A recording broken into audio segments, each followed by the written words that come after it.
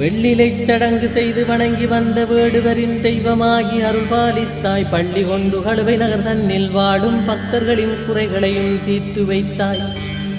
தொல்வினைகள் சூடாமல் தொலைந்து போக துணையாக எம்மோடு வாரும் ஐயா.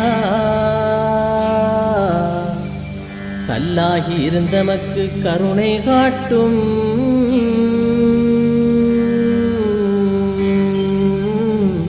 கழுதாவளை பிள்ளையாரே அருள் செய்வாயே.